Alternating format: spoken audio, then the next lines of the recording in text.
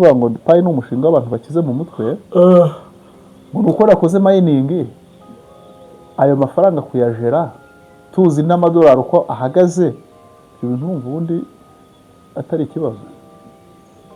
Aha rero ndabiza abadukurikiye nibagera aha ngaha bakakantu bakakumva bazantera amabuye iyo mpageze n'ubundi bantera amabuye yo mwikoranabuhanga. Ariko icyo nshaka kuvuga ni iki, nshaka kuvuga ngo abantu ba mining kuri GCV birabihumbi 300 na bingahe by'amadolari please rwose n'ubu ndacyabivuga yamenye Bitcoin 2009 abwira abakristo bati nyamuna namenye akaga coin ni mukamining. Abakristo be barabyanga. Bigeze 2012 Bitcoin ibigize agaciro atangiye kuryaho $2 bati gitwaza burya gikuzimu. Kandi uko biri hano mu Rwanda Bitcoin ntikora. Abayifite barya cash cyane. Duhe no kuri podere gitwaza twavugaga barazikoresha nyine bafitemo wallet barakora tu. Ugiye muri banki se ujyanye Bitcoin bayanga banki bazanga hari banki hano wajyana ariko se nyamugane yayanga nyine bayanga nabazaga ntago bayanga. Ubu mfite Bitcoin nkajyana wallet nkajya muri banki nkajyana mfite Bitcoin mu mafaranga cyane usibye kutanakeneye no kujyayo. Ufite Bitcoin ijya kuri Binance. Oya ndashaka kugira ngerageze banki najyayo ariko bayemera kuko zino banki nazo zifite amagisiyo y'ababyaza yuko none ko zifite n'abatrade none se ntubona ntozo uko ba exchanginga. Ariko abantu batapandigo n'aba boss babo kuki mutugusha mu gihombo wajya gushyira amafaranga kuri tapandigo bari abana bayashyiraho bakavuga ngo genda uyabikuze reka cyane. Ndashimira ko tapandigo mfite kuri tapandigo icyo kintu twarakibonye nanjye nkibonye muri no minsi nagerageje guteka nkagaye buriya nabyo tuba tujya tunabona niyo experience rwose niba igihugu kirimo kijya mu ikoranabuhanga. Aba ba agent ba tapandigo kuki basaba uravuga tese nta kode mugira ngo tuyashyireho ngo no ngo ntayo mugenda ubikuze yase bikuje bya biceri bigenda gute ugorenzaho n'uburumva babikuza ukabashyira ntuza cash kandi usanga ngo ari 775 none se aya 5 urafite cyangwa wara 80 ukarenga urarenzaho nyine urumva biraduteza igihombo. Nukuvuga ngo abantu bo kuri tapandigo ibirisi yacu irimo kugana mu ikoranabuhanga kandi mukaba murimo mudutwara amafaranga mukoresheje ikoranabuhanga. Kuki mushaka kugira ngo mukoreshe ikoranabuhanga ariko umukiriya wanyu we nimwe mworohereza mu ikoranabuhanga. Tuya service nziza z'abatekinisiye uramutse ufite firigo yawe irwaye cyangwa se cuisinieri microonde utadispenser computer mudasobwa televiziyo mu rugo cyangwa no kwazi kamera z'umutekano n'ibindi ushobora kuvuga utariko reka ntungi nimero yo kwihumure TV kuko hari n'izindi channel twenda twumvishe ziriho abantu bamamaza. Wowe uzafata izo nimero ziri hasi 0788 60 50 44 duhamagare tugute firigo yanjye ifite ikibazo cyangwa kwizinieri. Ni byiza ko rero tuzagukorera akazi kawe neza hanyuma ukavuga uti ndashimye kubera ko mbonye abatekinisiye beza babizerwa kandi bankoreye ibintu neza. Ejo cyangwa ejo bundi rero utazakenera umutekinisiye bikakugora andika izo nimero hanyuma uzaduhamagare. Nyemerera rero nkwizeze ko tuzaguha service nziza. Inshuti mwese abadukurikira aho muherereye Imana ibahe umugisha. Muri sanzwe ndikuzo Emi badukurikira kuri channel reka mbibutse gukora subscribe. Niba utarakora subscribe ikore kugira ngo tubane muri izi nkuru zacu za buri munsi zibanda cyane ku bukungu n'iyobokamana. Ndi kumwe na Bishop raho neza. Izi nkuru rero zigemuze mu nkubita mbangura sinjya ntinda ndasa ku ntego. Reka dushimira bose bakoze subscribe naho utarakora subscribe ikore kugira ngo tubane muri izi nkuru n'ibiganiro byacu bya buri munsi. Kuganira na Dr kandi Bishop n'umugisha kubera ko ndabizi ko hari byinshi afite byagirira abantu umumaro. Tugeze mu isi isa naho iri kugenda icuncumura ubukungu ibujyana mu gihonomu cyangwa mu mwobo. Aho bari kuvuga ko ifaranga ari kugenda rita agaciro kandi buri wese akabibona ibintu biri kugaragara.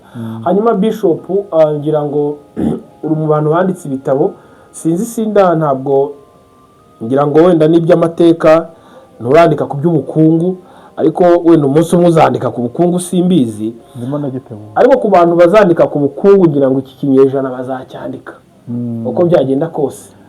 Hari igitabo ndimo gutegura kizaba kirimo n'ibi bintu byose birimo kuba, ibindi byo nanditse bivuga ku burezi, bivuga ku iyobokamana, bikavuga no ku mateka. Yego.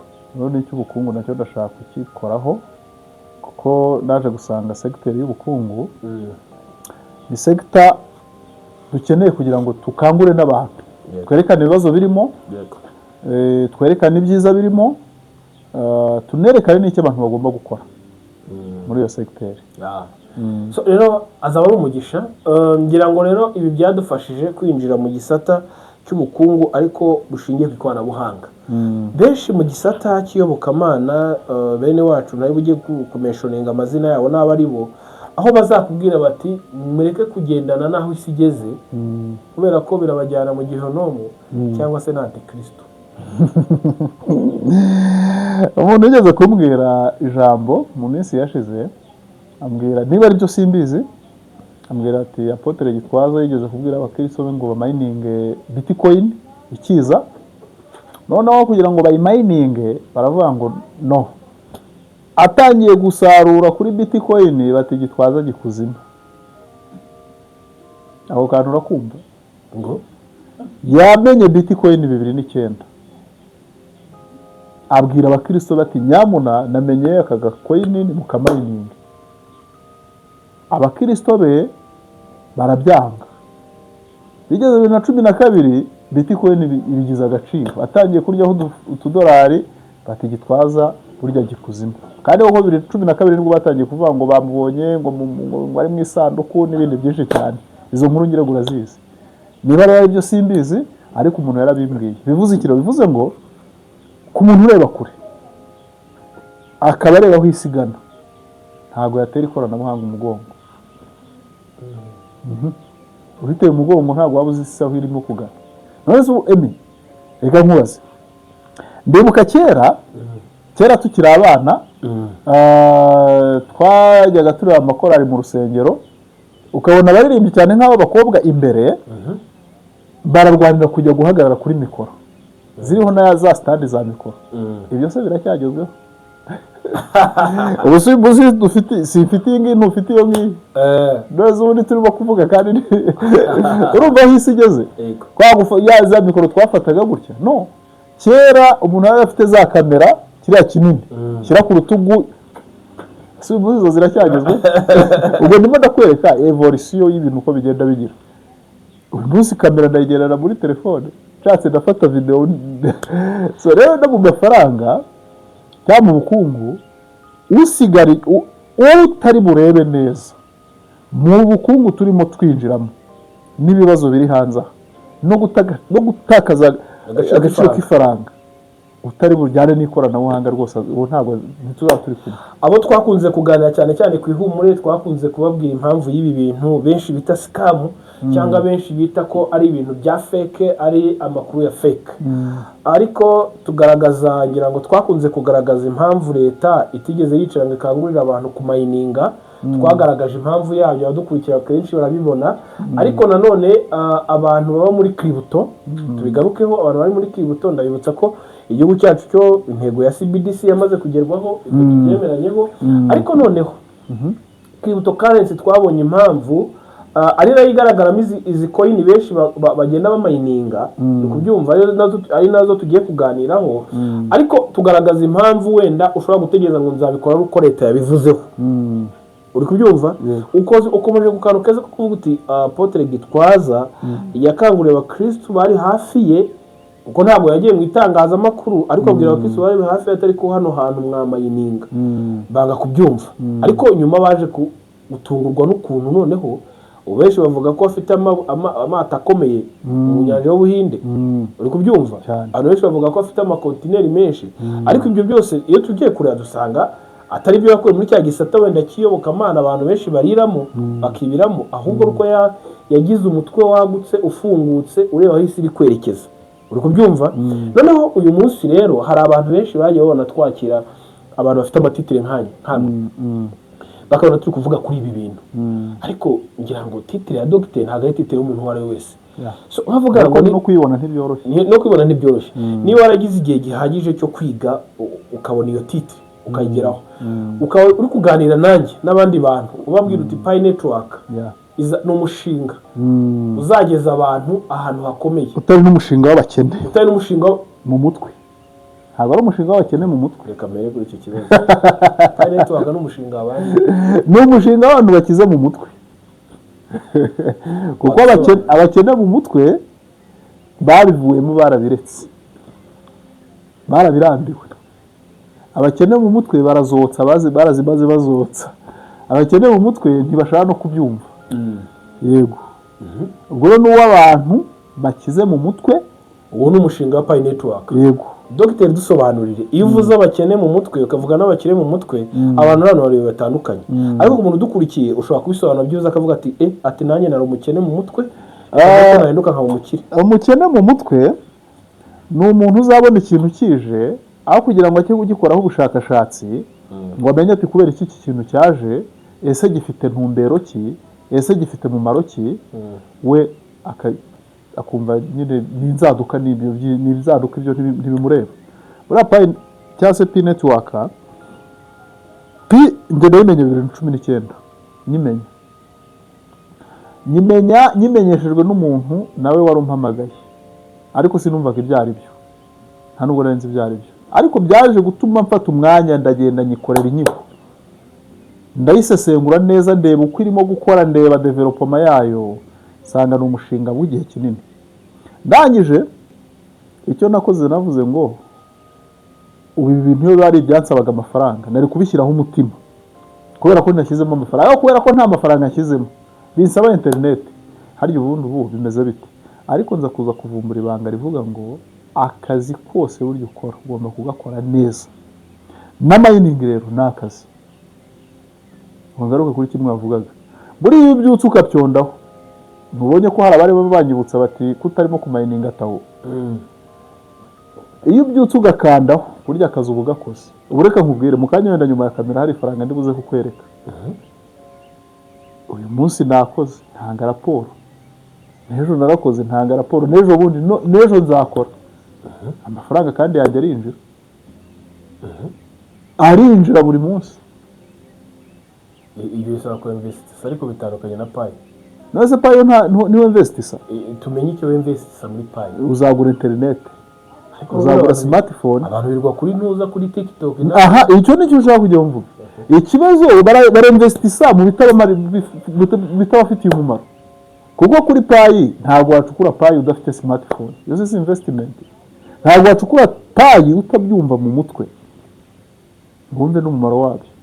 Ntabwo wacukura Pi utagiye muri dashboard yayo ngo uyige neza, cyangwa se ukurikira ibiganiro nk'ibi ngibi nk'uko dufata umwanya ngo tubisobanure. Urumva? Investment rero ziri mu buryo bwinshi. Buriya nushaka ikintu kiguha amafaranga, nta kintu cy'ubusa uzakora. Ushaka kugira ngo ubone amafaranga uzashoramo amafaranga nanone. Amafaranga kugira ngo uyabone bisaba ko ushora. N'abadukurikiye banabyumve, ntabwo uzicara ngo ubone ngo ikintu ngo ni icy'ubusa nta kintu washoye. Ariko bakubwira ko abantu bakoze iyo mishinga n'abazungu batari hano badafite ofisi, tutabasanga ahantu ku buryo benshi bashoye amafaranga. My friend, reka nkubwire, let me tell you this. Aba bantu bari mu no mushinga wa Pi Network ntabwo ari abantu bishingiye ubujiji reka mvuge bw'abirabura twebwe, nta nubwo nafite n'umwanya wo kudutaho, barajyana n'uwumva. Kuva uyu munsi, kuva 2019 Dr. Nicolas nta n'igiceri cyatana aransaba. We hari icyo yari yagusaba, hari icyo uratangamo, ariko icyo gusaba kubwira ngo gura internet, sibyo?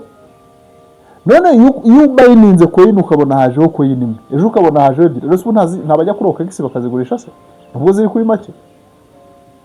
OKX nuzi ko Pi se iri ku isoko rya OKX nuzi ko iriho, ndetse n'ejo bundi hari inama zirimo kuba tegurwa.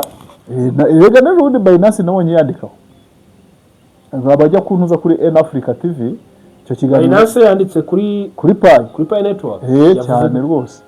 Yavuze ko iri faranga rimaze kugira abarikoresha benshi, bagaruka no ubwo bari bagenda berekana nuko ifaranga rigenda rizamuka rya Pi Network oya ifaranga muri rusange bavuze kuri Pi ariko bavuga n'abantu bamaze kugera kuri Pi banagaragaza n'umubare wa Pi zimaze kuba mined. Urumva nk'ikigo Binance ngira konti yayo sinjya ndeba suko amakiribu twabagenda azamuka umunsi Bitcoin ihagaze kuri aya, Litecoin yagiye kuri aya, Ethereum yagiye kuri aya, n'amanyarwanda baho ushaka kujyaho ukabireba ko Binance ni isoko rinini cyane. None ikigo nka Binance kigitera akajisho ku ntuza kikirimo gutera akajisho kuri Pi, wibwira uko batera akajisho kubera iki? Umushinga nurangira abadukurikiye babyumve, nurangira mining for free izahagarara. Mining for free nitwo tu internet turimo gukoresha bizahagarara ujye wishyura. None uyifite winjiye muri no mushinga ufitemo konti nta kiguzi bazamusaba ko n'ubundi azaba already azaba ari member ubu n'ubundi azaba zifite ahubwo zazindi ufite zizatangira no kugira gute kugira agaciro abazikeneye bakirahoze. Wenda nacyo kibazo ngiye ntari gutindemo ubona abanyepolitike cyangwa amaguverinoma ashaka kuzagera ku rwego rwo kwemera Pi Network. Erega none se ubundi reka nkubaze hano mu Rwanda Bitcoin ntikora abayifite barya cash cyane duhe no kuri pote gitwaza twavugaga barazikoresha nyine bafitemo wallet barakora tu. Ugiye muri banki se ujyanye Bitcoin bayanga banki bazanga hari banki hano wajyana ariko se nyamugane yayanga nyine bayanga nabazaga ntago bayanga. Ubu mfite Bitcoin nkajyana wallet nkajya muri banki ahubwo mfite Bitcoin mu mafaranga cyane usibye kutanakeneye no kujyayo ufite Bitcoin ijya kuri Binance oya ndashaka kugira ngerageze banki najyayo ariko bayemera kuko zino banki nazo zifite ama-exchange y'abyaze ko none ko zifite n'abatrade none se ntubona ntozo uko ba exchanginga ariko turashaka kugira ngo umunyarwanda agere na hahandi na banki yigendana mu rwego rw'ikoranabuhanga. Ese uracyatonda umurongo ujya kuri banki kubikuza yose nta banki ugira kubera iki ubitsa hehe mbitsa iki ayanjye kwaranjye kubitsa gute yananiye kuyabika ntukeneye ko bakubikira nta muntu umbikira reka nibyo na mobile money ndi kuyivaho n'ayanjye mbabarira ubwo ufite okay anyway none se ukeneye ko hari abayaguha abamiki amafaranga baraya ayo yageze kuri banki nyine hari banki yundi ashobora kunyuza amafaranga ajya kuyafata uyu ari yawe ariko se banki ngiriye iki ko nta banki nyine simfite Binance aha mwana ufite urakoze cyane ufite Binance ni ukuvuga ngo rero wowe wamaze kumenya ryabanga ryo gufata ifaranga ukaribyaza irindi ayo ubonye uravuga uti reka yamwe yashyire mu makiributo uko za YouTube kandi yaramutse aje ntararaho basi kuki kuri Binance yashyizeho ubuzi ngo birimo birazamuka gutya ugahita ujugunyaho byamanuka ukabibona gutyo ubwo nawe uri mu bucuruzi nyine wowe rero uzakira ahubwo cyane kubera iki kuko umaze kumenya agaciro ka cryptocurrency ari naho turimo tugana wabuze uti leta zizemera ko Pi zizemera Pi neza ubundi reka nkubaze amafaranga ari muri iki gihugu yose buriya leta yemera ifaranga iryo bita ifaranga amadevize ari kwivunjishwa runaka ikemera n'ifaranga ry'igihugu kuko ari amadevize afite amategeko agira ariko aya cryptocurrency yo afite amategeko mpuzamahanga ayagenga rero leta nazo ziba zifite amategeko mpuzamahanga zasinyanye na Banki Mondiale n'iki kigega cy'isi gitsura amajyambere urumva kandi abo nibo bashinzwe no kugira gute no kureberera yama cryptocurrency ntabwo rero na Pi ntabwo uzasanga muri banki bashyizemo wallet ya ntuza ya Pi no kuko wallet urayigendana uko ugendana na Binance ninde urayigendana urumva ninde urayigendana yende kizabaho ni uburyo bwo kuyahererekanya no kuyavunjisha kandi ubwo kuyahererekanya no kuyavunjisha hazamo n'imisoro nyine abantu batanga n'ibiki byose ariko uyu munsi wa none ukiraho nta nubwo abantu banakeneye kujya kuvunjisha iyo payi kuko muri ecosystem yayo uburyo yubatse irubatse pe iyo ugiye muri ecosystem ukareba yes ukareba kandi uyu munsi bacyubakamo ibindi baracyashyiramo ibindi usanga harimo uburyo bwo kuzihererekanya kuba naguha payi nawe ukayimpa nkaguha product runaka tukaba tuzi ngo agaciro kayo ni aka ngaka niba ari 00 n'ibice bingahe ibyo byose uyu ni umushinga wawe za GCV zo turacyazitiye GCV buriya ngiyo nyigezeho ejo bundi rero ndimo nkora ubushakashatsi ku mudamu wavumbuye kiriya kimenyetso cya payi mu mibare buriya GCV wari urimo ushaka iriya payi ubundi yavuye hehe hari umudamu wavumbuye kiriya kimenyetso cya payi cyangwa se cya pi rero ubwo iyo tugarutse kuri GCV amaze kuyivumbura yihaye agaciro kuriya mubare ariko n'ubundi no mu mibare twiga kera yari ifite 3.1 ibintu nk'ibyo ruvuga ngo twabonaga ko ari 3.14 nibyo twigaga mu mibare ariko ukareba hakaba harimo ibindi hirya ku ruhande noneho rero iyo uje muri payi bayubatse bubakiye kuri kiriya kimenyetso kandi kiriya ni ikintu gikomeye cyane ariko ku giciro cya GCV ubwo ntihongera ngo ngaruke GCV yisha abantu mu mutwe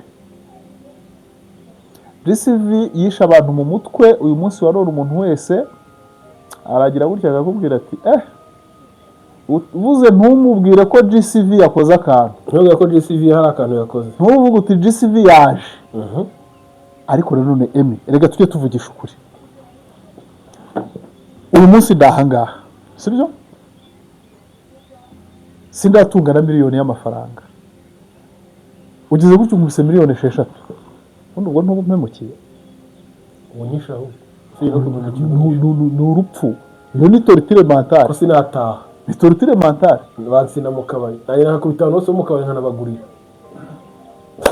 ni ukuvuga ngo rero niba ntaratunga miliyoni ukampa ayo mafaranga harya ngo nuko nakoze mining ubone handi ugira ngo tugere kuri cya kintu cyo kuvuga ngo payi ni umushinga w'abantu bakize mu mutwe ngo nuko nakoze mining ayo mafaranga kuyajera tuzi n'amadolari uko ahagaze ibyo bintu numva ubundi atari ikibazo aha rero ndabizi abadukurikiye nibagera aha ngaha bakakantu bakakumva bazantera amabuye iyo mpageze n'ubundi bantera amabuye yo mu ikoranabuhanga ariko icyo nshaka kuvuga ni iki nshaka kuvuga ngo abantu bamayininga kuri GCV biriya 300 na bingahe by'amadolari please rwose n'ubu ndacyabivuga kiriya giciro yari consensus yo kureba iryo faranga rishobora kugira popularity imeze gute ese abantu bararyumva bati ariko wajya kureba ugasanga ni ifaranga ryamaze kugira popularity nini kuko rifite miliyoni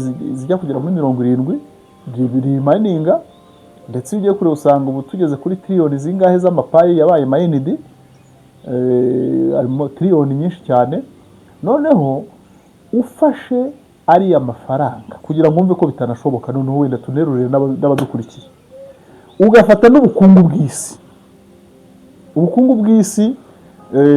buriya buba bufite ikigero buriho iyo ufashe biriya 314 by'amadolari iyo prediction y'ako gaciro k'iyo payi ugakuba n'umubare wa payi zamaze kuba mined ubona iryo faranga ryahita rirenga ingano y'ubukungu bw'isi ibyo rero mu mibare scientifically ntabwo bishoboka urumva bikenewe nda uzaze tubikore ikiganiro kiri scientifique twerekane noneho ubukungu bw'isi buhagaze gute buri ku kigero kingana gute trillion z'amadolari ziri ku bukungu bw'isi Dr. ntabwo ari uko GCV umuntu yakabaye yibara ahubwo ntabwo nibaza ko GCV umuntu yayibara afata agaciro k'ibihumbi 300 na 14 ngo abihe payi ahubwo mbibara nkaho payi ikizabikora cyaba kiruta agaciro ka GCV cyangwa gishobora no kuzanira agaciro ka GCV ngiye niko mbitekereza kuko nsimamya ko payi izagira agaciro kari fix nakagenda gahindagurika yego ku buryo nshaka kwibaza ko niba izajya muri serivisi zose kuko turabona ko payi urabona niba twavuze ubushize tuvuga ngo muri AI n'ubu twe dukoresha chat GPT barimo barakubwira ngo ishyura niba tugiye dushobora kuzoroherezwa se tugatangira kwishyura payi atari ufite payi yishyura hano kanda payi runaka zive kuri wallet yawe ikintu cyumvikana none nkabona ko payi izagera ikagira agaciro ahubwo kanarenze gashobora no kuba karenze GCV bigendanye n'uko agaciro k'ibintu n'ikikora kazaba kari hejuru. Urimo uranyumva neza rero ahubwo aho ngaho urimo uranyumva neza cyane. Navuze ngo abafite payi ni abantu basobanutse mu mutwe. Uwumva yuko azatunga payi agahabwa ibihumbi 312 y'amadolari ubu ntabwo turi kumwe, nta nayo azabona. Ntabwo ari umutwe n'igihaza bikorera nta nayo azabona kuko iyo mibare nayibaze ngendeye ku bagenda muri cya kinyoma kimeze gutyo, ari nabo tuvuga ibi ngibi bakadutera amabuye ngo no bakumva yuko payi ije guhindura ubuzima bw'abo bantu, ariko payi izahindura umuntu ubuzima n'ubundi wamaze guhinduka mu mutwe kandi ubuzima bwe buhindutse. N'ubundi w'umukene payi izaza akomeza w'umukene, nta kizamumarira uretse ko twashaka ko abantu bose bamayininga payi. Kumayininga ntacyo bitwaye kuko bizatuma zinaba nyinshi n'abazikeneye bazibona. So mu biganiro bya payi tugaruka kenshi tugira ngo buri wese yumve ko payi irahari, ni faranga rihari rinafite n'agaciro kuko buriya agaciro ka payi nkabonera mu mubare w'abantu bayifite. Niyo muzi tuvuga ngo ku isi hari miliyoni 60 zimayininga payi, urumva izo miliyoni 60 zifite na payi ni ikimenyetso cyemeza yuko byibuze uyu munsi wa none iryo faranga rihari kandi rishobora gukora, iryo faranga rizakoreshwa n'agaciro rizakagira. Ariko bitavuga ngo bihagaze kuri 340 ingahe. Oya, ntabwo ari byo. Bishop mwagiye mudufasha mukaduha update kuri payi, niba wenda hari akantu payi gashyashya yakoze, niba hari akantu gashyashyize muri dashboard mukaduha izo update ko ari abantu tugira badakunda wenda kubona umwanya wo kubona ayo makuru, ariko nkange mwa mwagiyeho mugakora nk'ubwo bushakashatsi kuba mwabaha izo update yacyo bitwaye. Oya, ntacyo bitwaye, ama updates n'ubundi turayatanga, turagerageza, niyo mpamvu twadufasha umwanya nk'uyu nguyu. Uyu munsi turacyarimo gusobanura kuko nabonye kuri GCV hariho ikibazo, abantu bafashe GCV nabi bayifata nk'ikintu kiri hariya, bumva yuko kugira payi igare kubona ibya bihumbi 340 ingahe, kandi ntabwo ariko uyu mushinga wubatse.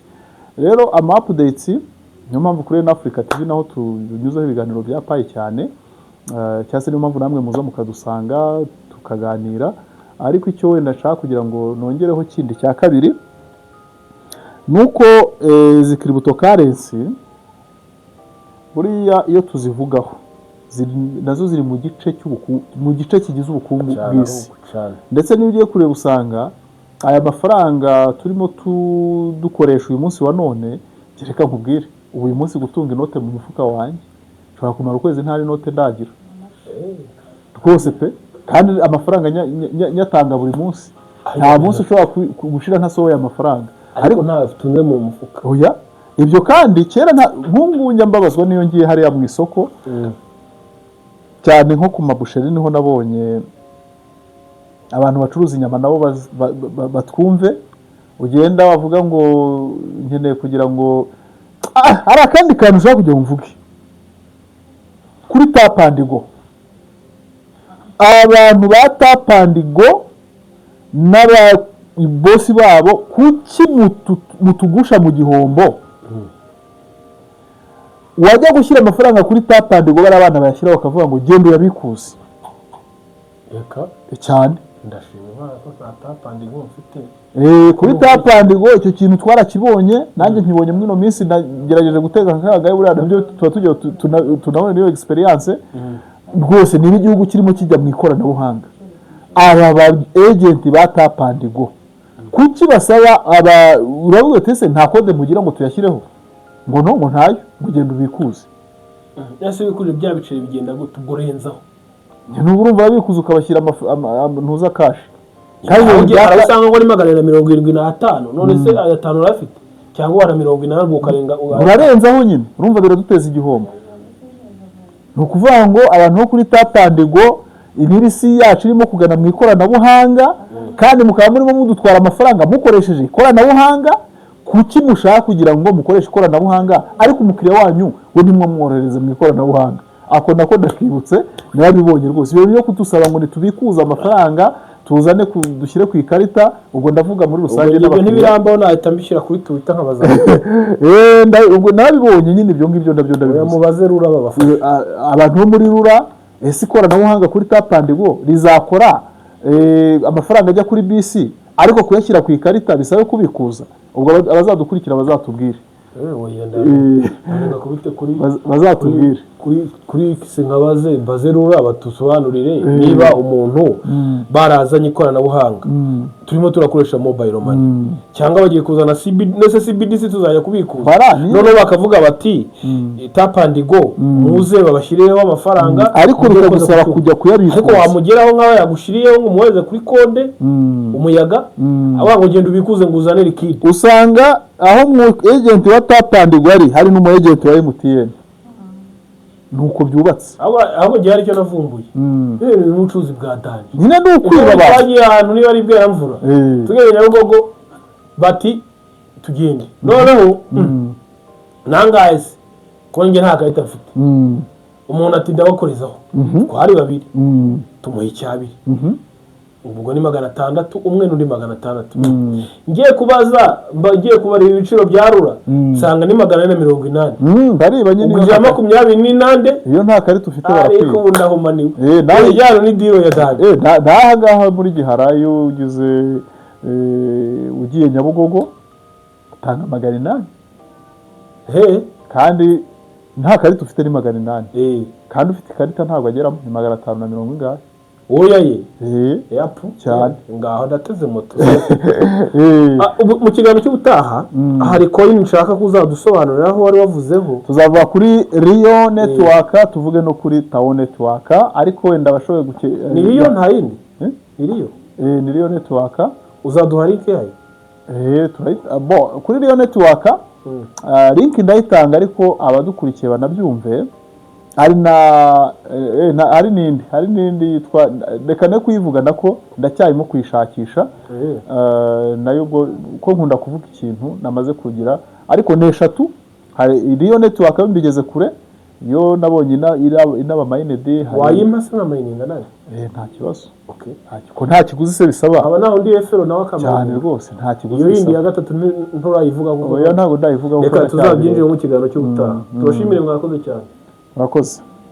Tuya serivisi nziza z'abatekinisiye. Uramutse ufite firigo yawe irwaye cyangwa se cuisinieri, micro-onde, utadispensa, computer, mudasobwa, televiziyo mu rugo cyangwa no kwazi, kamera z'umutekano n'ibindi, ushobora kuvuga utariko reka ntungiye nimero yo kwihumure TV kuko hari n'izindi channel twenda twumvishe ziriho abantu bamamaza. Wowe uzafata izo nimero ziri hasi 0788 duhamagare tugute firigo yanjye ifite ikibazo cyangwa kwizinieri. Ni byiza ko rero tuzagukorera akazi kawe neza hanyuma ukavuga uti ndashimye kubera ko mbonye abatekinisiye beza babizerwa kandi bankoreye ibintu neza. Ejo cyangwa ejo bundi rero utazakenera umutekinisiye bikakugora, andika izo nimero hanyuma uzaduhamagare. Nyemerera rero nkwizeze ko tuzaguha serivisi nziza.